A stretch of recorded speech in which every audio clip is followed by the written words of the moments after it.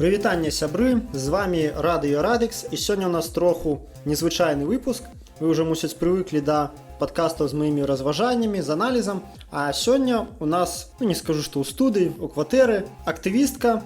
Проста ў пэўны момант я вырашыў, што у нас у беларускім нашым палітыкуме, у грамадскім жыцці звычайна існуюць, усё каментуюць і выносяцца на паверхню мас-медыямі вельмі вузкае кола людзей. Прыкладна адны і тыя ж людзі, якія кажуць прыкладна адно і тое ж. І гэта кола ніяк не папаўняецца. А ёсць шэраг людзей невялічкі, у якіх няма такіх медыйных магчымасцяў, якія, тым не менш, не меней цікавыя і не меней дасведчаныя ў справе грамадскай ці палітычнай актыўнасці. Аднак у гэтых людзей няма голасу, яны варацца са сваімі сябрамі у сваіх невялікіх бложыках, і мала хто іх чуе. Я вырашыў, што сітуацыю трэба выпраўляць. Вось таму мы паразмаўляем з Ксюшай, якая з'яўляецца грамадскай актывісткай, магчыма нават сказаць блогерка. Не буду хаваць, з Ксюшай мы даволі даўно знаёмыя, да, каб не ствараць тут ілюзію, што вось яна да мяне тут толькі што прыйшла і мы пазнаёміліся. І сёння мы з ёй паразмаўляем, яна раскажа пра сябе сама. Прывітанне, Ксюша. Привет всем. Ну, з табой вельмі складана было злавіцца сёння. Вось цябе літаральна немагчыма сустрэць было, бо ты вся ў справах, такі ў цябе шчыльны графік, немагчыма адлавіць, дазваніцца, дапісацца.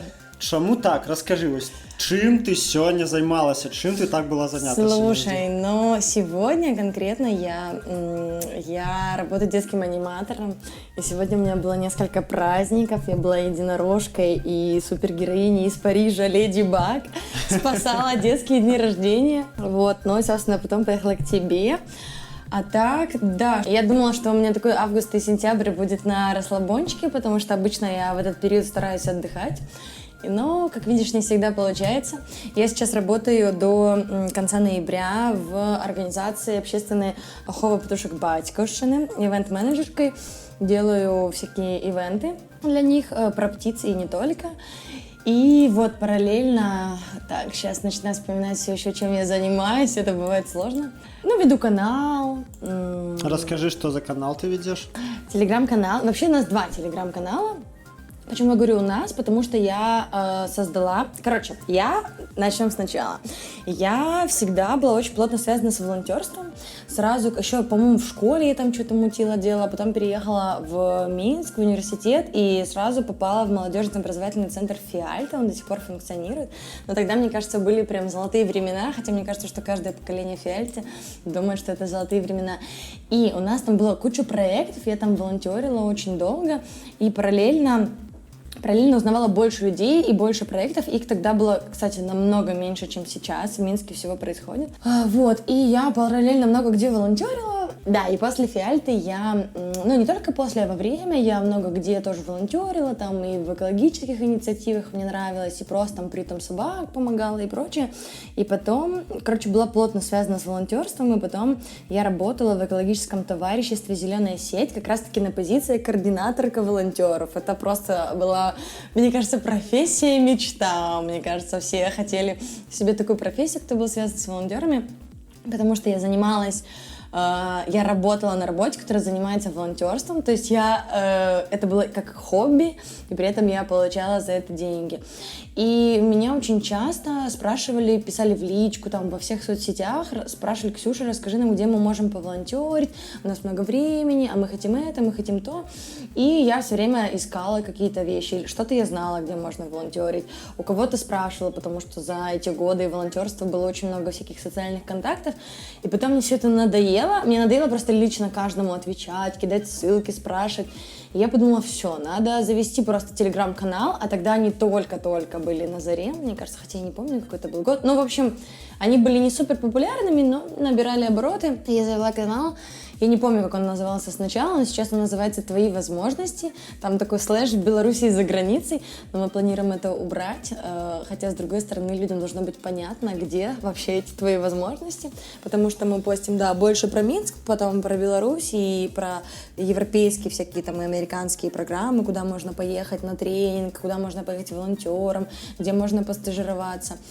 И я, когда этот канал завела, я звала своих знакомых, всяких друзей, говорила: слушайте, может, вы тоже хотите, у вас есть новости, постите, потому что я понимала, что я, делать ежедневный контент, у меня будет мало времени, он тогда еще, этот канал у меня еще не был в приоритете, потому что сейчас я уделяю ему больше времени. И просто одна девочка-волонтерка начала, я была очень открыта к этому, и одна девочка-волонтерка начала мне скидывать много, подписчица вернее, и одна девочка-подписчица начала мне скидывать много всяких предложений, всяких стажировок и в личку, типа, мол, вот запости это, вот запости то. И я в какой-то момент говорю: слушай, давай-ка ты сама запостишь. И я ее поставила администраторкой. Сейчас думаю, что это было так, может, легкомысленно. Вот пришел какой-то человек, и вживую, там, мы увиделись, может, через несколько месяцев только вживую, что я ее не знаю, вообще кто она, я ей там даю почти все права, кроме как там на удаление группы.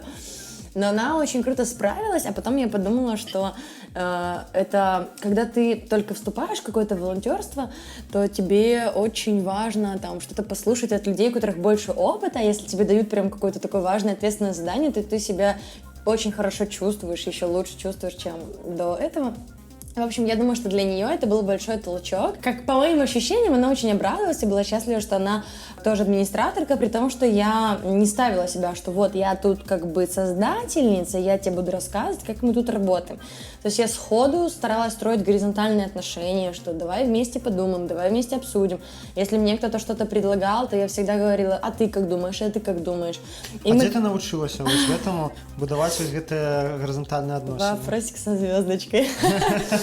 Слушай, если честно сказать, то меня этому научила Фиальта. Ты сейчас, может, удивишься, потому что ты, наверное, ждал другой ответ, но Фиальта всегда славилась тем, что это одна из таких НГО в Беларуси, где горизонтальная система общения. Да, и потом, конечно, это все анархистские тусовки. Ага, скажи, вось ты столькі прайшла ўжо там і Фіальта, і Ахова птушак, і тэлеграм-канал, і дзе яшчэ, прабачце, там волонтеров? Ой, слушай, так всего прям не вспомню. И экологичная, там, зеленая сетка, да, там, сетка и одно, другое, третье. Па-перше, колькі табе год зараз-то? Ты уже мне 26. Такі баявы шлях уже прайсці паспела. І колькі гадоў табе было, калі ты пришла на Фиальту? Слушай, вообще есть другая история, если мы говорим про возраст. Я в 13 где-то лет, у меня была подружка, я вообще из Бреста сама, у меня была подруга, и ее брат, он был скином. Но не таким скином, может, те, кто слушает вообще, не правым, скином, потому что правых скинов не бывает. Культуры. Да-да, типа скины это по-любому, типа адекватные чуваки, потому что все правые, там, нацисты, националисты, это баны, вот, и что? И он такой там что-то ходил, тусил, какие-то муточки, у нас был, да, один комп, собственно, у моей этой подруги, и как бы у них было общее, и я ему рассказывала эту историю, поэтому я сейчас рассказываю без греха, в смысле, я это сейчас рассказываю, мне не стыдно, что я ему как-то это рассказала, и я, начала лазить, боже, так ужасно звучит, как будто я залажу в чужие переписки, но все было достаточно на рабочем столе, там были папки, книги, журналы, я залазила в эти папки, и там было очень много всего про антифашизм, про скинхедов, я всего это про панков, про панк-культуру, и я всего это начиталась, это меня прям очень вдохновило, я такая: все, я тоже хочу быть скином, как бы так выглядеть. Очень было все круто. Там были все эти идеи за равенство, за справедливость в этом мире, за мир во всем мире, только, конечно, очень красиво расписанные. И я потиху-потиху начала знакомиться с людьми там из Бреста, кто как раз-таки, как мы говорили, в движе, в тусовке. И таким образом, в принципе, я считаю, что я с 13 лет уже была суперосознанная в этой области. И понятно, что я там в 13 лет не могла бы себя назвать активисткой, что я вот прям конкретно что-то делаю. Хотя, может, в общем, да. И все. И получается, где-то с 13 до там 16, 3 года я вот была в Бресте, и в 16 лет я поступила в универ, и в 17 я уже была на первом курсе. И на самом деле нет, не на первом курсе я попала в Фиальту, а на втором. На первом курсе я... Куда поступила? В 17, в УГУКе, Университет культуры и искусств. У меня специальность социалистка по социально-культурной деятельности. Ну, чем Так занимаешься что, да, зараз? да, да, да. Раньше это вообще была специальность как-то как соцпедагог, но потом ее расширили. Вот, да, и, собственно, я иногда люблю говорить, что я организаторка социально-культурного движа или социальных мероприятий. Как будто бы, что не просто вот как бы мероприятие, а именно полезные. Так, если заканчивать историю, то в Фиальте на первом курсе просто походила, посмотрела, что это такое, и уже на втором курсе, получается, в 18 лет я уже попала на программу и начала прям полноценно волонтерить, потому что с Фиальтой была такая история интересная, что я понимала, что я очень хочу быть в Фиальте, и я не знала, что я могу делать, как я могу помочь. Но там тоже была одна девчонка очень крутая, показывала кинопоказы социальных фильмов и социальным обсуждением, и после она всегда убиралась. И я всегда говорила, я начала говорить, давай я тебе помогу, давай я помою пол.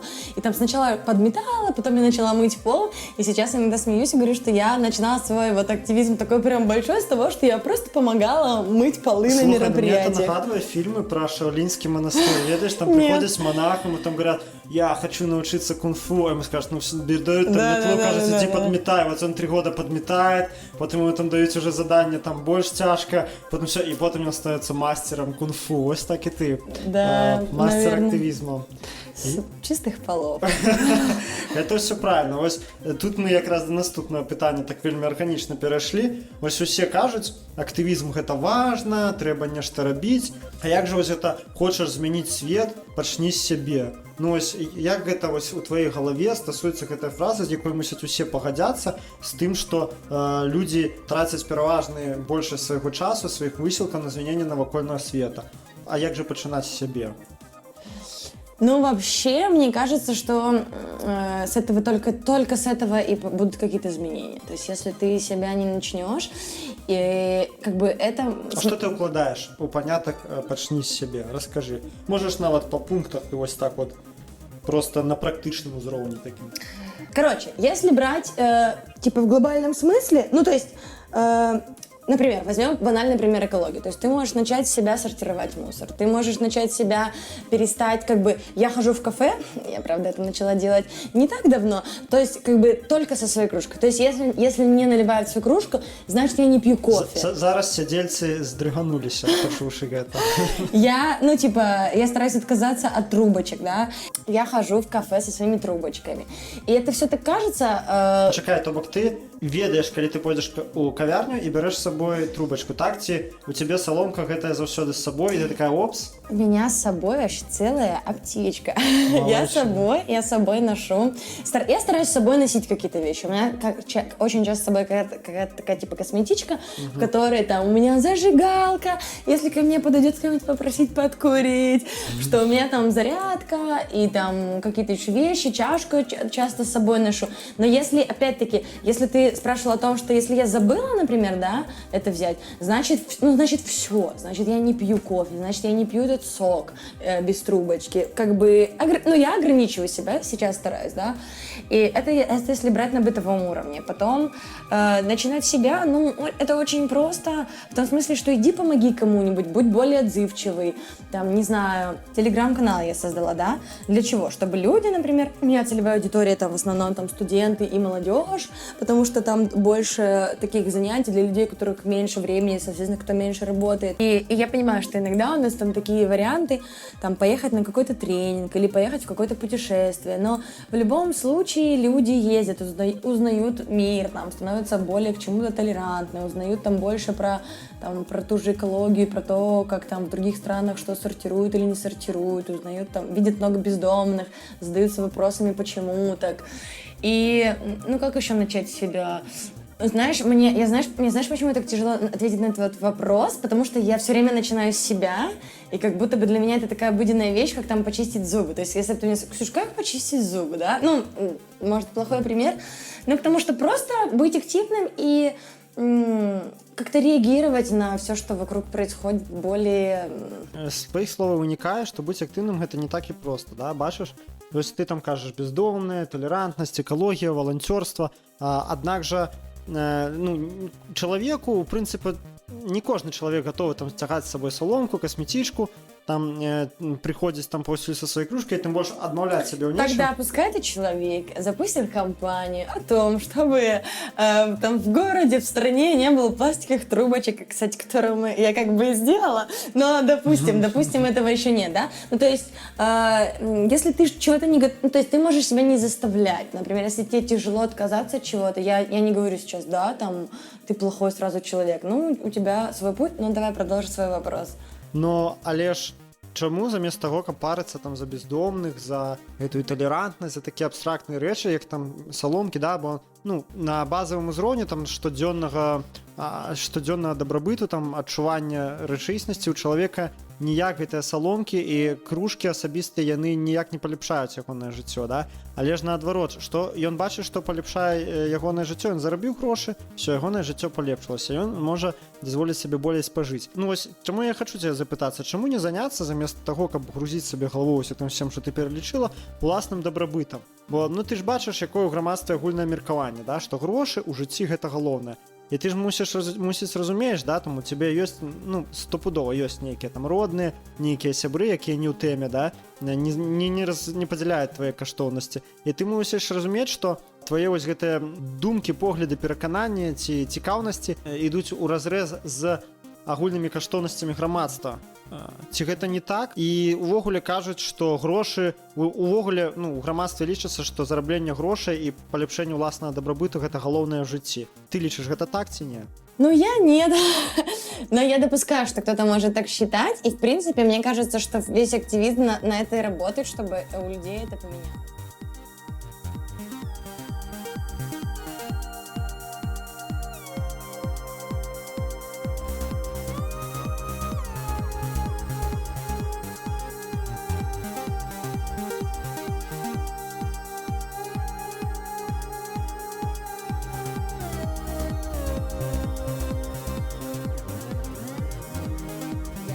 Не смогу жить, и я не помню, откуда во мне это зародилось, но я не смогу жить просто ради себя. Вот просто не могу, потому что меня все беспокоит. Как бы, и вот я иду по... То есть, если бы я попала, может, в какую-то супер, там, не знаю, обеспеченную страну, в которой все хорошо, и у них там как бы куча пособий для бездомных людей, что там все животные привиты, нет бездомных, там никого не отстреливают, и не там рысь тоже не хотят вывести из Красной книги, чтобы пострелять в нее, поохотиться, то, наверное, мне будет спокойно и в то же время очень скучно в такой стране. Мне кажется, что, во-первых, я это делаю в том числе для себя, и как бы и все люди... Ну, то есть, хочется поменять Минск. Вот хочется, чтобы ты в Минске вот ходил, и все было классно, да? Как бы город сейчас меняется, в принципе, в эту сторону.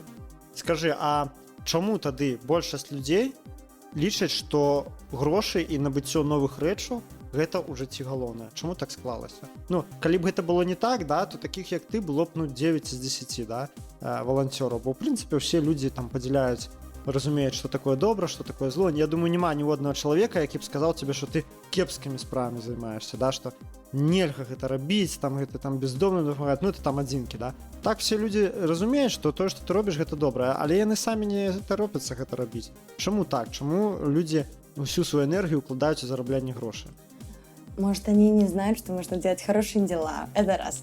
Во-вторых, возможно, это какие-то детские травмы и комплексы, что у нас там много кто вырос в 90-х, было бедное детство, сейчас я там стала там условно каким-то программистом, и у меня много денег, и я хочу тратить на себя и на путешествия. Возможно, это еще вариант. Но мне кажется, что в моем просто окружении ужасно мало людей, кто не занимается хоть каким-то таким социально активным делом. Может быть, поэтому мне тяжело об этом судить. То есть у тебя уже такая активистская такая аберрация, да? То бок ты уже привыкла, ты уже варишься среди таких же, как ты, і тебе уже цяжка бывае ацаніць каштоўнасці ўсяго грамадства. Да, а если есть те подруги или друзья, которые как бы не совсем в теме, они все время очень, очень открыто меня слушают, очень интересуются. И там они такие: ой, да, что вещи надо не выкидывать, а там сдать ветошь или кому-то отдать, скажи, куда, можешь ли ты отдать. Ну, то есть, как бы люди интересуются. Плюс я знаю, что есть еще такое, как будто бы, как психологическое понятие, что людям все равно хочется делать что-то доброе, хорошее и быть полезными. И мне кажется, что не все так плохо с обществом, и что просто каждый, кто... То есть я не против, например, если ты зарабатываешь там кучу денег, и ты готов их там донатить на какие-то социальные активности, или просто дать какой-то, типа, сформировать свой грант и дать какому-то проекту, там, пускай там это будет там, от 1000 до 5000 долларов, то я не против, но, пожалуйста, мне кажется, что это тоже вклад. Угу. Ну скажи, ты кажаш, што ты займаешься, не ты кажаш, так і ёсць, да, ты займаешься такімі добрымі рэчамі, правільнымі, па логіцы многае з таго, што ты кажаш, гэтым мусіць займацца дзяржава, як яно, ў прынцыпе, у некаторых краінах і ёсць, так? А скажы, у Беларусі дзяржава дапамагае актывістам, ну і табе асобна? Нет, конечно. А чаму? Ну, слушай, они не только не помогают, они делают хуже. Ну, конечно, не... Так чем они могут помогать? Ничем, они только сажают на сутки. Ага. Вот чем они занимаются. Ну, то есть, мне государство ничем не помогает. Я стараюсь обходить все углы, то есть обходить все углы, которые связаны с государством, то есть не стараюсь там ничего общего не иметь там ни с какими там министерствами по возможности. И плюс, например, я когда-то давала, наверное, может, лет 5 назад интервью там всяким ОНТ, БТ и все такое. То есть я не хожу на интервью на государственное телевидение и не пойду. Но это моя позиция. Ну, потому что они врут, и мне кажется, вся аудитория должна это знать. Они делают фейковые репортажи. Как бы, короче, они врут. Я не хочу давать интервью и не хожу на интервью. Когда-то давно можно найти какие-то видосики там 5-летней давности, где я там каким-то государственным телеканалам что-то рассказываю, но сейчас я не хочу, не буду и не пойду, потому что государственные телеканалы делают очень много фейковых новостей. Они, наоборот, топят активизм. Там, когда там случалась ситуация с Белтой, громко это дело Белты, они как бы поддерживали, понятное дело, Белту. Ну, то есть они, и некоторые говорят: вот, пойдемте, нас позвали в программу, там, условно, «Доброе утро», попиаримся. Но я не хочу пиариться у людей, которые потом, если у них будет приказ за твою деятельность обосрать, они это сделают и даже не поперхнутся. Например, как было с протестовцами, которые супраць тунеядского декрета. Да, кстати, я про это уже забыла. И поэтому я не хочу, типа, мне их пиар нахрен не нужен.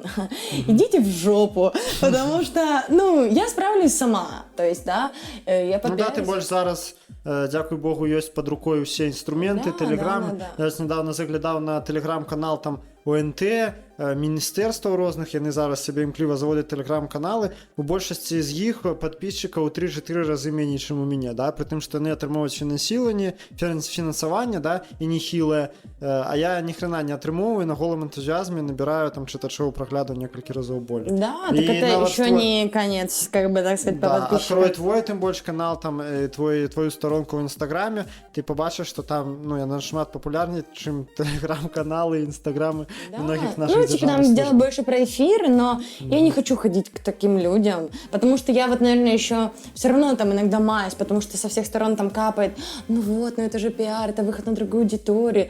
Но я в какой-то момент, я даже не помню... я помню, я разозлилась, когда были в России сейчас, в Москве, эти протесты. И я знаю, ну, как бы русские новости я не смотрю, но я понимала, что там вообще жесткая пропаганда идет. И я смотрела какого-то блогера на ютубе, я уже сейчас не вспомню, но он просто вставил нарезку того, что говорят про эти московские протесты. И я там просто избивают людей, бабушек, просто всех, там такой жесткий хапун, а в новостях там все просто настолько выкрутили. И я так разозлилась, и я так давно не смотрела эти эфиры, и я подумала: все, это просто, это конечная точка, никто мне больше не... Если кто-то заведет опять эту тему про пиар, то я ее даже пресеку, ну все. То есть я помню, что... Згадаць, што было, калі ва Ўкраіне вайна пачалася, якую там гістэрыю нагнеталі, там не то, што перакручвалі, там просто стваралі альтэрнатыўную рэчаіснасць просто-напросто. Там эти украінскія карацелі, там распятыя мальчики, ущемленне рускаязычнага населення, ну да, все это мы прайшлі, сапраўды. А вось ты кажаш, да, ніякага там супрацы з дзяржавай па магчымасці, да, прынамсі ў інфармацыйнай сферы, але ж ёсць такі пункт гледжання, ён вельмі папулярны сярод актывістаў, што можа лепей самім ісці ва ўладу і тады атрымаецца куды болей змяніць, бо відавочна, што у дзяржавы куды болей рэсурсаў, чым у любой НГОшкі, не кажучы ўжо пра асобных актывістаў. Дык можа ісці там балатавацца ў парламент. Ну, як я часта вельмі чую, нават можна было часта чытаць у каментарах, да, калі былі, зноў жа вернемся, гэтыя дармаедскія пратэсты ў 17 годзе, дзесяткі каментараў былі: анархістаў парламент, анархісты малацы, нам трэба прэзідэнт з анархістаў, да, вось, і людзі такое пісалі, ну, ось такой пункт гледжання, дык чаму ж хутчэй жа зменіцца ўсё, то бок пайсці ў парламент, ва ўладу і будзеш прымаць законы, ці ўсе чыноўнікі, якія зараз табе ўстаўляюць палкі ў калёсы, яны будуць падпарадкоўвацца табе. А чаму бы так не зрабіць? Так, у меня было несколько мыслей. Первое, ну, не в этой стране, раз. Ну, то есть я не верю, что... Ну, я туда не пойду, во все это как бы змеиное логово, это раз. Во-вторых, я не верю, что если я там... Я хотела, знаешь, что сказать? Во-первых, что я хотела стать президентом. Когда тебе 13 год было? Ну, ты знаешь, да, но может чуть даже раньше. Уже пасля того, як про кино прочитала? Я не помню, но этот же период я думала, что я стану, и как я все поменяю. Я помню, что я тогда начинала, наверное, только свой вегетарианский путь. Ты еще вегетарианка, ты можешь? Да, Сколько год уже? Слушай, знаешь, если... Короче, 10 лет скоро будет. В сентябре, блин, вот уже сентябрь, капец, 10 лет. Поздравляю себя, потому что я помню, как сейчас немножко переключимся на вегетарианство, потому что я помню, как я, когда узнала про чувака там в Бресте, который уже там 10 лет не ел мясо, я подумала, офигеть, столько не живут, как говорится. И я думаю, ну это ж сколько должно пройти лет, пока я могу сказать, что я 10 лет не ем мясо. Ну вот, пожалуйста. Ну, вернемся до державы. Первое, не хочешь лезть в змеиное логово. Во-вторых, это кем надо стать в Беларуси, чтобы тебя услышали и чтобы ты мог на что-то влиять. Ну, то есть это настолько система, в которую ты попадаешь, и ты становишься такой же системой. Ну, то есть я не верю, что, став мэром, там, условно, ты можешь взять и прям, так, все, там, вырубки прекратить, этим денег не даем, там, здесь сделали крутую детскую площадку. Выбачай, перебью до того, что у нас нема мэров, у нас есть... Да, их не обирать. У нас есть эти старшыні гарвыканкамаў. Мне просто очень нравится слово мэр. Так, гэта, але ж яно такое у прымяненні да Беларусі, але увогуле непрымянімае, таму што мэр гэта той, каго абіраюць. У нас вертыкаль улады, у нас народ нікога не абіраць. Так вот, на этом можно и закончить вопрос, что тут, Ну, тут можно было рассказать какую-нибудь анархистскую теорию, да, но я не сделала этого красиво. А ты скажи просто, ты еще хочешь президенткой стать или нет? Слушай, и вот если честно, я сегодня ехала на велике и очень много сегодня ездила на велосипеде. Вообще, на самом деле, я сегодня проездила километров 20 на велосипеде. Немножко рассказала про велоактивизм. И я, когда мне было в какой-то момент скучно крутить педали, я думала, что бы я сделала, если бы я была президентом. И что? И если раньше я думала... Слушай, может, тебе не понравится. Если раньше я думала о том, что я думала, что я стану президентом в 13 лет и закрою все мясные заводы, там, все такое, я закрою все Макдональдсы. Тогда почему-то я думала, что все вывески должны быть на белорусском. Почему у нас столько русского в стране? То есть сейчас я тоже так, может, и думаю, но для меня сейчас это не первостепенно, а тогда у меня прям это было чуть ли не третьим пунктом. А сейчас я просто ехала и думала... Так, короче, я начала думать, что там запретить те стройки, запретить те вырубки, там, короче, какую-то просто городскую урбанистику перечисляла в голове, а потом подумала, что я все-таки не совсем бум-бум в делах. Ну, у нас же большой долг России, и как бы я такая думаю, так как бы я вот все сделала, но я не понимаю все равно, то есть глобально я не понимаю, как там вернуть какие-то долги и все такое. Ты думаешь, ён разумее? Я не думаю. Ну, я, по крайней мере, подумала о том, что как бы должна была бы я это понимать. Вот, ну и плюс, не знаю, мне кажется, что люди способны справиться самостоятельно. Ну, то есть, вот, как, нет, это, наверное, плохой пример. Хотела предложить предложить пример Штаты, что у них там, Соединенные Штаты Америки, что у них там Штаты, у них там свои выборы, свои законы у каждого штата. И как бы если потихоньку... Понятно, что мы не можем сейчас сразу уйти с такой авторитарной системы, там резко развалиться, но как будто бы как альтернатива, что вот если бы был мэр, и он там, мэр управлял как-то городом, и, например, у каждого там подъезда, у каждого дома была своя активность. Ну, то есть, если бы люди, хотя они и так становятся... То есть я, например, опять-таки, я сумбурная женщина, но потому что я вижу, что люди... Как изменился Минск за последние 10 лет? Очень сильно. Такой капитан очевидность. И плюс сейчас развиваются очень много местные сообщества, мелкие сообщества. Мы как-то приходим к тому, что там хочешь установить ты там во дворе себе что-то, там площадку, то-то, значит соберись, там договорись с жителями и установи. Ну, то есть мне кажется, что наоборот, таки вот эти все мелкие коалиции, мелкие сообщества способны производить больше шума, больше внимания и там действительно решать эту какую-то местную проблему. Я не говорю сейчас про долг, который мы должны, и с АЭС, например, ситуация. Что... Долг можно просто не отдавать, и все, и забить. Да? Так можно? Что-то я не знаю.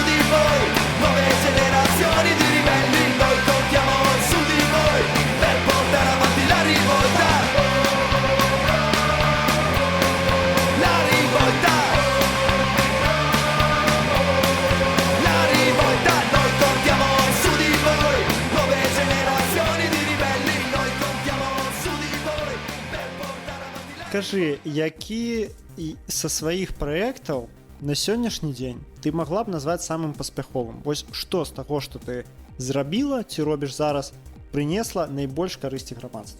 Я, можно, расскажу про два? Про один, который неизмеримый, а второй, сразу начнем со второго. Это, конечно, телеграм-канал, и я объясню почему. Потому что весь остальной активизм, я не могу его пощупать. А колькі зараз подписчиков у тебя там? 2600, что-то такое, 2600 человек.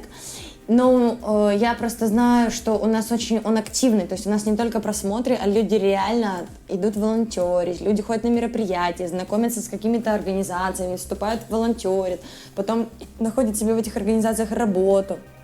Ну, то есть какой-то движ идет, они становятся все равно более социально ответственными, как я считаю. И просто это очень ощутимая вещь. Вот у меня подписчики, вот у меня охваты, вот у меня просмотры, вот там обратная анкета связи, вот я пришла на мероприятие и там услышала, что 5 девочек разговаривали, там 5 мальчиков о том, что они с канала. И то есть это тот активизм, который я могу пощупать. У меня нават ёсць сяброўка, якая прыгадала, што вось на такім-то канале побачила, ой, такі, кажу, добрый канал, я там побачила такую, там, не помню, вакансію, ці там волонтерскую некую махчимость. Да, есть такая. Вот, да, и поэтому это такое самое ощутимое. А все остальное, оно может и успешно. Ну, кейс Котовки, но это была, конечно, не одна, это не мой проект. А когда мы для наших слухачоў, да, что было у Котовцы, калі это было? Это было, Котовка, это было где-то, может, 3 года назад, я не помню, но мы жили возле Котовки, мои друзья там жили. И в один день просто этот сквер, моя подруга шла на работу, там что-то типа 7 или 8 утра, и просто приехали... Котовка, это для тех, кто не ведае, кто не з Мінска, это сквер такі у районе Зеленого Луга у Мінску, вялікі такі прыватны сектор і маленькі утульненькі скверик, які называются Котовка. Ну, працягвай. Да, и просто там были строители, там был Зеленстрой, они собирались, планировали срубать деревья. Она, конечно, с ним сразу подошла, она шарит, и такая, так, где документики? Они такие, нету документиков, что вы пристали? А когда вырубают какое-то дерево, ты можешь подойти и попросить документы, там, что вот я местный житель, я хочу понять, как бы вообще у вас есть разрешение срубать этот сквер? Вы вообще кто? Может, вы костюмы себе такие купили? И то есть у всех должно быть разрешение, и все. И начался кипиш, и по итогу оказалось... Ну, тогда они ничего почти не вырубили, там мы сразу собрали инициативную группу, тогда это кейс был как зеленой сети, там у нас все, кто работал, там быстро среагировали. Хотели вырубить этот сквер. Там он сквер такой сверху немножко деревьев и снизу. И снизу было больше места и меньше деревьев, но хотели вырубить именно эту верхушку и построить католическую церковь, потому что церковь должна стоять католическая на горе, а не снизу. И там так нормально попадало деревьев. И, в общем, это был прям шумный кейс, очень много упоминаний в СМИ. Я считаю, что он очень успешный. И тогда еще до этого случая особо никто не отстаивал свои скверы, парки и деревья, насколько я помню. И он долго длился. Мы там писали кучу документации, кучу жалоб, кучу просьб, подтвердите, что это разрешено, не разрешено. Там оказалось в какой-то момент, что как бы Зеленстрой собирал подписи с местных жителей, а местные жители, конечно, тоже были против. И я помню, там какая-то начальница приехала и такая, вот, смотрите, местные жители против. И стоит местная жительница и говорит, это мой дом, типа, чья это вообще фамилия? Я тут всю жизнь живу, у меня, наверное, 10 поколений тут прожило. Мы вообще не знаем этого человека. То есть там были фейковые обходы, как бы дела. Ну, понятно, что ничего не делали, просто написали. И у нас там даже была драка. Однажды... Про драку, да. подробязнее. Слушай, мне кажется, мой мозг немножко стер, но я помню, я просыпалась в те дни, в те даты, там это была зима, холодно к тому же было. Мы делали дежурство на улицах. Если я просыпаюсь и вижу там в 8, что в 7 мне кто-то звонил, там по несколько пропущенных, то все это жесть какая-то. Что-то произошло, ты там прыгаешь в такси, гонишь в этот сквер. И в один такой из дней мы приехали, Зеленстрой пытался спилить деревья, приехали чуваки в оранжевых формах, которые ремонтируют дороги, не помню, как они называются, и они как бы прям нас сдерживали, документов, естественно, никаких на вырубку не было, и нас сдерживали, они нас хватали за руки, они нас не пускали, а мы как бы переграждали технику, пытались переградить как бы все эти подходы к деревьям. В итоге там, может, 1 или 2 дерева спилили, но мне кажется, это было месиво. Где-то есть какие-то репортажи с фотографиями в интернете, и это просто какой-то трэш. Я сейчас вспоминаю и думаю, во-первых, как нас в тот же день не завинтили, а во-вторых, ну, просто какое-то бешенство, не знаю, было. И в итоге мы его отстояли, и я думаю, что мы просто все плакали от радости, но это долго тянулось, там, наверное, год точно. И в конце концов, как бы мэр Минска, который не мэр, он сказал, все, типа, идите со своей котовкой лесом, оставляем ее вам, ничего не будем вырубать. Ну, там понятно, что не только мы, там местные жители очень активно подключились, мы не будем вырубать, все, вот, пожалуйста. При том, что там еще была фишка в том, что было уже в этом районе несколько вырубленных площадок, то есть каких-то скверов, которые собирались там строить магазины или еще что-то, и просто у инвесторов не хватило денег, и как бы и все, и зона была заброшена. И то есть мы предлагали, как бы, католической церкви, идите, пожалуйста, идите туда. Но нет, котовка. Ну, так что это успешный очень кейс, потому что мы отстояли эту котовку, она до сих пор цветет и процветает. Мы там сделали много праздников, установили лавочки, таблички для собак, чтобы убирали за собаками, мусорки, там высадили кусты. Ну, в общем, сделали такой движ, чтобы показать, что вообще-то это наш, ну, как бы это наш город, и нам решают, что тут будут строить и что не будут.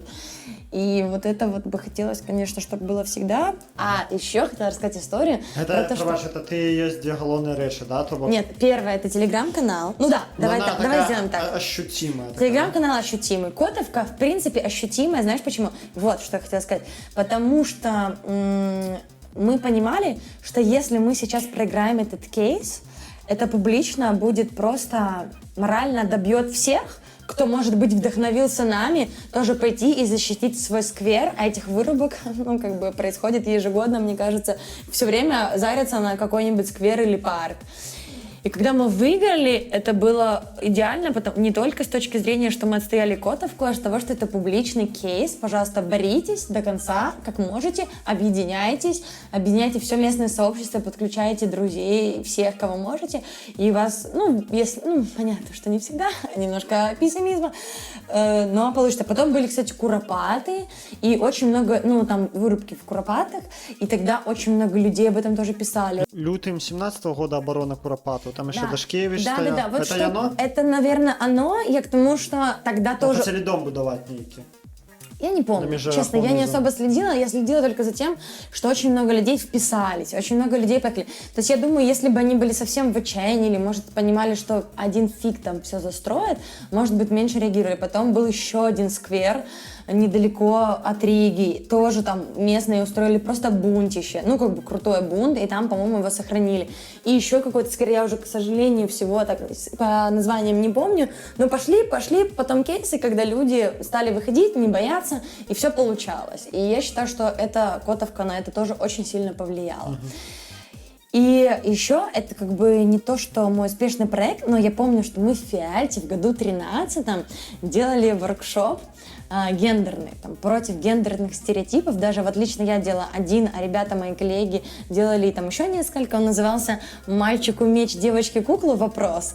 О том, что давайте рушить стереотипы и хватит думать так линейно. И к чему это? К тому, что сейчас это топ-тема, да, все как бы знают про гендер, все стараются там аккуратно писать, и вся вот эта движуха, она сейчас очень плотная, может быть, со стороны, или когда как бы люди, некоторые люди, я их не виню, но я просто очень оптимистичная сама по себе, и мне кажется, что вот еще чуть-чуть, и все будет прекрасно. А у некоторых людей такого нет, и они, наоборот, очень сильно расстраиваются. Особенно, когда ты пообщаешься с какими-то людьми не из круга вот этой всей тусовки осознанной, так вообще руки опускаются. Вот. Но это я просто привела как пример к тому, что вот когда-то, в 13-м еще году я делала такое маленькое мероприятие, и вот сейчас какой разросся движ, и я считаю, что то мероприятие по-любому повлияло. То есть как бы маленькие такие... Як така цеглинка, да, у стіну є ще одна. Да. А ти навіть я так ближей до фундаменту заклав. Да. Понятно, что там у нас пришло там 10 человек или 20, но в любом случае, чем больше таких даже мелких мероприятий, тем больше потом здорового общества. Гляди, столько ты уже змагаешься, столько сделал и там, и сям, и на ось, и куропаты, и... Не, я в куропатах не была. Добре, в куропатах не была, там и фильмы, и воркшопы, и котовка, и вот тут уже сидишь, 50 хвилин, тут уже руками размахиваешь, другой бы уже стомився на твоем месте. Скажи, тебе знайоме ось... бачно, що ти вельми емоційний чоловік, ти вельми укладаєшся в те, що ти робиш. Тебе знайоме ось ця проблема, да, яка турбує многих активістів, нагладні сказати, настигає многих активістів, гэта емоційне ці професійне вигорання. Да, і як ти з ним справляєшся? Слушай, оно было у меня в какой-то период, может, года 2 назад. Я прям подумала, все, вот мы что-то делаем, и ничего не меняется. И я прям, ну да, я столкнулась с выгоранием. Я, наверное, особо просто ничего не делала, старалась отдохнуть. И потом я очень активная, опять-таки, поэтому мне как будто бы, наверное, и проще переживать выгорание. Но мне было все тяжело, все плохо делалось. Не видела смысла, но в какой-то момент, мне кажется, даже, что меня вытянул телеграм-канал, потому что я смогла пощупать свою как будто бы эффективность. И если раньше это все было неощутимо, то с помощью телеграм-канала я смогла ощупать эффективность. Потом, немаловажно, что я где-то 2 года назад пошла к психотерапевту на групповую психотерапию, и я считаю, что она меня тоже очень подтолкнула к тому, чтобы я там выдохнула, подумала о себе, успокоилась, не брала там на себя много вещей, пережила выгорание спокойно и спокойненько, равномерно начала заниматься другими делами. Еще это такое 2 банальных совета. Один у меня хорошо получается исполнять, второй похуже. Я стараюсь высыпаться и хорошо есть. Хорошо есть у меня... Вот мы сегодня с тобой встретились в 6 часов, и я тебе сказала, что я ничего не ела за день. И это правда, только так, утром 2 печенюшки. И как бы с этим неплохо справляюсь, но я стараюсь высыпаться. И для меня это очень важно, при том, что я стараюсь ложиться типа в 12, там, если получается раньше, потому что сон, он, конечно, основа всего. Такой банальный совет, но на меня он влияет. Правда, я уже давно так стараюсь делать, и я чувствую прям, как мне легче. Ну, и понятно, что нужно следить за собой, и если ты чувствуешь, что тебе от чего-то плохо, то либо поменять это, либо поменять команду, либо не заниматься этим. И еще, наверное, я пришла из-за того, что у меня много дел. То есть я там одна из организаторов фри-маркета, да, я там работаю там периодически в НГО, плюс делаю свои мероприятия, плюс иногда там езжу в приют к собакам, котам или делаю какие-то социальные там концерты благотворительные, благотворительные уже давно не делала. Я подумала, что если я буду делать все, организовывать в один день, то я сойду с ума. И, например, по телеграм-каналу я решила так. Вот одно дело в неделю. Вот я написала себе 10 дел, мы вместе с моей девочкой, с которой ведем канал, написали 10 дел, которые надо сделать по телеграм-каналу. И я поняла, что если я сейчас начну их делать в одну неделю, я очень сильно выгорю, устану, и я буду не успевать. От того, что я буду не успевать выполнить свой план, я буду чувствовать себя еще хуже, и как бы и морально, и физически.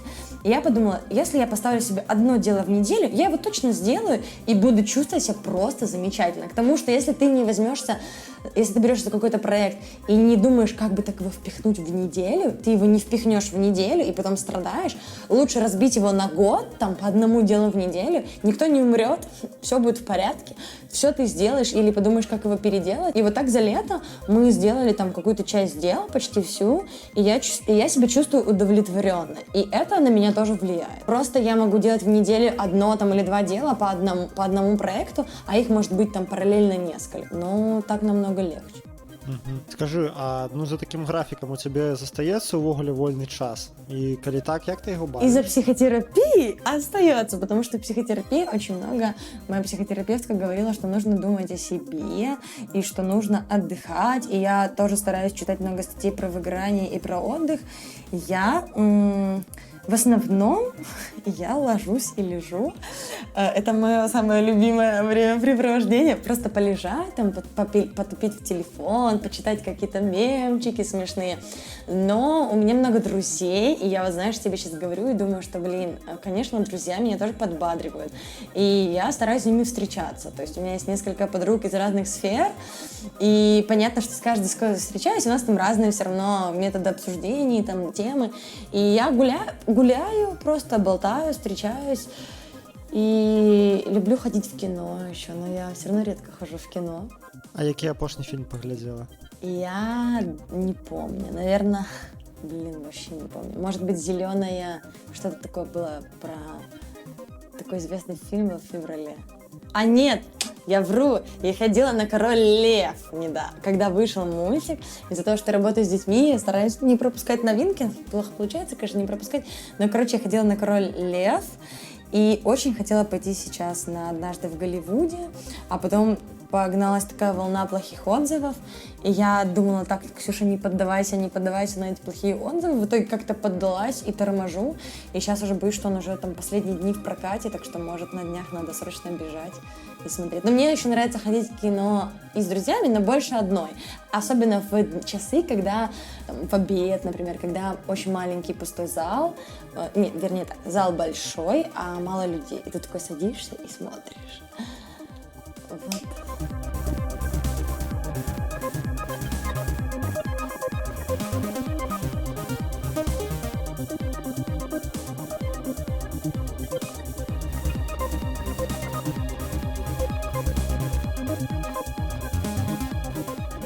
Уяві, што актывізм, валанцёрствы, все гэтыя рэчы, якія ты так любіш, ну просто зніклі з сусвету. Вось узялі іх і вынялі.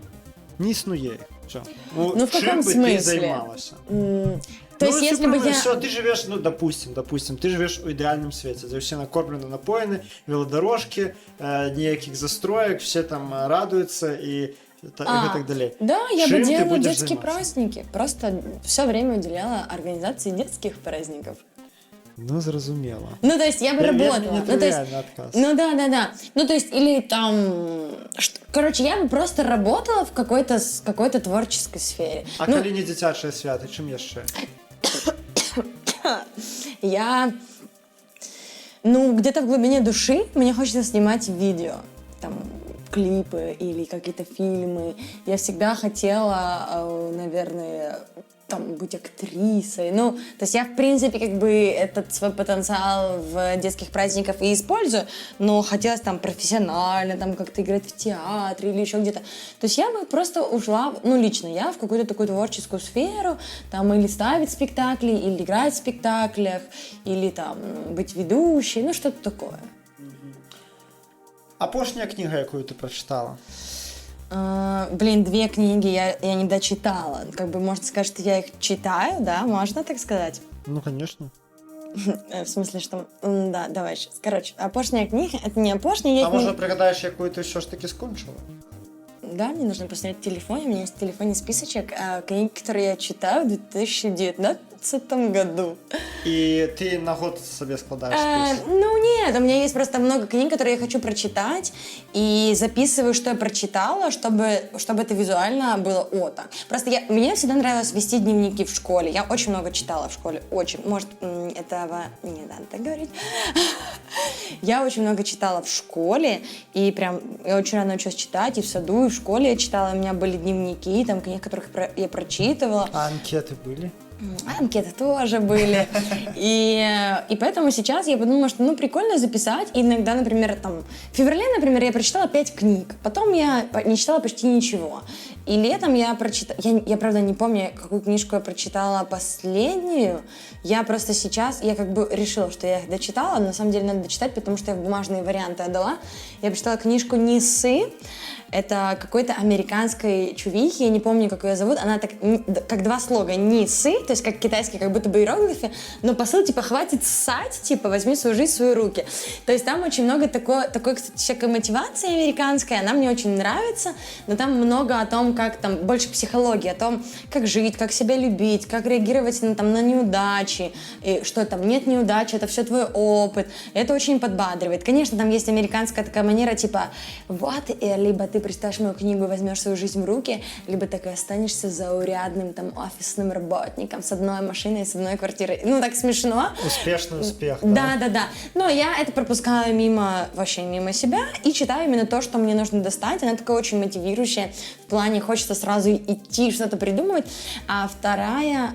наверное, я вспомнила, какую последнюю. Сейчас расскажу. Вторая, которую я не дочитала, называется «Женщины, которые очень сильно любят».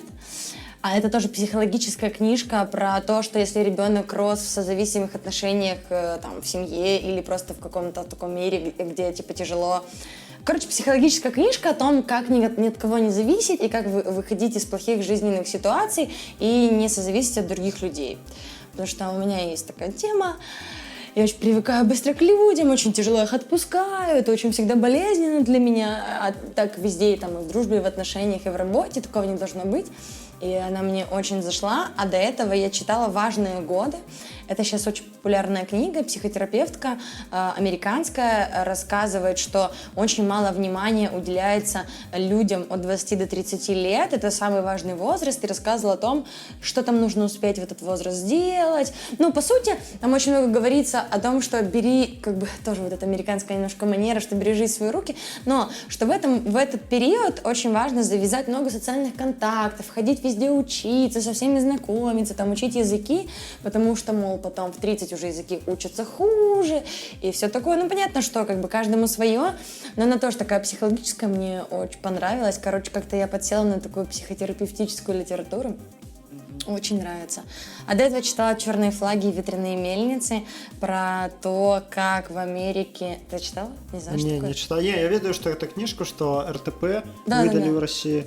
Что она про что? Нагадай. Да, это книга про то, как в Америке был ураган Катрина и затопило такие бедные достаточно кварталы, и как государство решило просто представить, что этих людей там нету, и вообще там не послало никакую помощь, и как бы там даже полицаи там убивали каких-то людей, и рассказ о том, как люди самоорганизовались, сделали такую свою как бы анархо-ячейку и помогали друг другу, там помогали едой, спасали людей и домашних животных, и все закончилось хорошо. Угу. Ну, ось, я думаю, ты ведаешь, что у нас в Беларуси 80, там, под 80% молодёнаў, да, яны, по статыстыцы, яны хочуць з'ехаць з Беларусі. Ты, тым не менш, вось табе ўжо 26 год, уже ў такім узросце даволі рэдка хто з'язджае, да, звычайна там 18 поступіў у Польшу, і ўсё да пабачэння з канцамі. Што бы ты сказала маладым людзям, якія хочуць з'ехаць з Беларусі? Что бы ты им пораила? Слушай, раньше я очень негативно реагировала на всех, кто уезжает. Типа, ну вот, уезжайте, а кто будет тут все движуху мутить? Уезжайте туда, где в принципе и так как бы много хорошего. Сейчас, типа, хочешь уезжать, уезжай. Ну, как бы, это твоя жизнь, это твое право.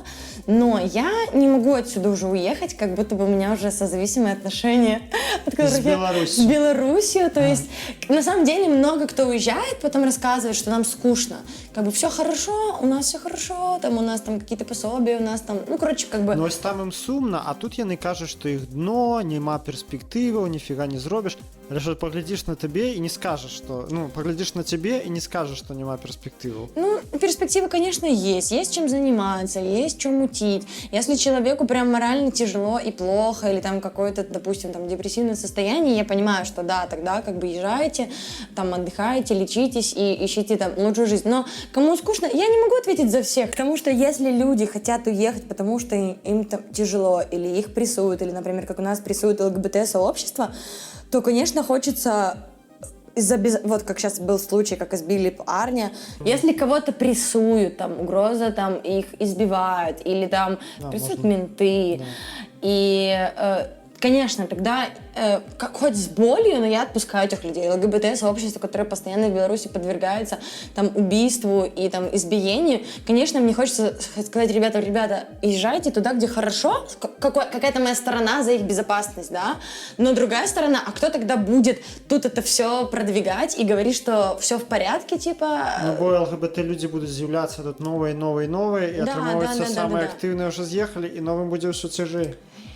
Да, но смотри, моя позиция сейчас такая, что тут есть чем заниматься, и тут интересно, и Минск вообще стал за последнее время крутым городом, но, конечно, мне грустно, когда я слышу, что какие-то активисты куда-то уезжают и там остаются. Раньше я хотела поехать там в Америку или в Европу, где-то поучиться, посмотреть, какой там крутой опыт можно перенять и перевести его конкретно сюда. Но хочется отметить, что я там не то что топлю прям Беларусь вперед, просто я тут родилась, и я тут много чего видела, я тут много чего знаю, у меня уже как бы есть привязанность, и уже я как будто, то есть, и как будто бы я пока отсюда не планирую уезжать, И поэтому я буду делать тут все возможное, чтобы стало лучше. Если я перееду там куда-то в другую страну, даже в ту же там Россию или там Украину, или какую-то европейскую страну, я все равно там найду, что там плохо, и буду топить за то, чтобы она стала лучше. То есть если люди уезжают, и просто нас мало здесь в Беларуси, да, особенно людей с активистскими наклонностями, их тоже мало. Як выдатно сказала. Да. Но если они уедут в Европу там, или в Америку, или еще куда-то, и тоже будут какими-то там активистами, или делать что-то прекрасное, ну, пускай, пожалуйста. Но мне, наверное, больше грустно, когда уезжают именно мои какие-то знакомые друзья. Шмат таких? Да. Может, про это не надо говорить в подкасте. Но вообще, мне кажется, за последние 5 лет точно переехало человек, 20 таких достаточно моих близких знакомых. И мне кажется, что это много. Может, кому-то может показаться немного, но мне кажется, что много, Ну, в любым выпадку, добра, што ты гэтага не зрабіла, што ты пакуль што тут, і я спадзяюся, і будзеш тут і надалей, бо камусьці этого трэба никто не нешта... знает. Ну, Но вот пока, ты. да. Ну да, я подумала, просто прости, что я тебя сейчас перебиваю, но я подумала, что вот я куда-то уеду, и как будто бы мне может стать там скучно, и захочется вернуться. Ну, хотя, знаешь, я не пробовала куда-то переезжать прям. Я там максимум куда-то работать на несколько месяцев ездила, и поэтому мне тяжело так говорить, но... Ну, это також сацыяльныя сувязі, яны вырашаюць, да? Калі Да, табе да. 17-18 год, у цябе яшчэ няма столькі сувязяў, табе прасцей там з коранем вырвацца, бо карані у цябе гэта не такія доўгія, да? Вырвацца, перасадзіцца на іншае месца. Калі тут у цябе, зразумела, не мама, папа, але ўсе асяроддзе, людзі, якія табе дапамагаюць, якія прыходзяць там на твой дзень народзінаў, якія дапамогуць табе там пры пераездзе, якім ты можаш у любы момант патэлефанаваць, пабачыцца, патусіць, ці там да справы нейкай прыцягнуць і гэтак далей. А ты пераедзеш на новае месца, у цябе уйдуць годы, калі не дзесяцігоддзі, каб прыдбаць такіх жа сацыяльнае атачэнне. А калі тым больш ты займаешься сацыяльным актывізмам, то для цябе гэта не проста важна, гэта крытычна важна, да, вось гэта належнасць людзей, тваіх аднадумцаў. І, канешне, да, вось такім, як мы, як ты, нам з'язджаць ужо не выпадае, напэўна. Ну, по крайней мере, пока, да. Пакуль, но ты прав, нас я тоже так думала. Не запрессовали, не пересажали по турмах, не ведаю, там не ушатали уже конец-то, то я думаю, будем сидеть покуль тут и робить то, что можем. Ну да, пока так. Ну, што яшчэ ты, можа, нешта хочаш дадаць нашим слухачам? Слухачи, я думала о вас сегодня, и что-то я придумала сказать, но сейчас я забыла. Ну, типа, не сидите на месте, делайте движуху вокруг себя. Добро. Что ты скажешь? Хотела сказать, что, может, это и банально, но это так. И подписывайтесь на мой канал. Подписывайтесь на Ксюшин канал «Твои магчымасці», спасылкі вы побачыце ў апісанні, там, дзе вы спампуеце гэты падкаст, ці дзе вы яго праслухаеце. Калі гэта SoundCloud, то там, калі YouTube, то там, калі ў Тэлеграме, то таксама ўсё будзе па спасылках. Подписывайтесь на мой канал Radix, сачыце за тым, што на ім выходзіць. Лепей за ўсё адразу, калі вы гэта праслухалі, напрыклад, на YouTube, праслухалі ўсё, паставілі калакольчыкі, не турбуйцеся, што нейкі наступны падкаст ці відос пройдзе міма вас. А я хочу поддякивать нашей гости. Спасибо и тебе, что позвал. Ксюша, да, что я пришла до нас. Я долго шла до тебя. Дякую тебе, поспеху тебе во всех твоих пачынаннях. Няхай все у тебе будет добро. Спасибо большое. Все. Всем пока.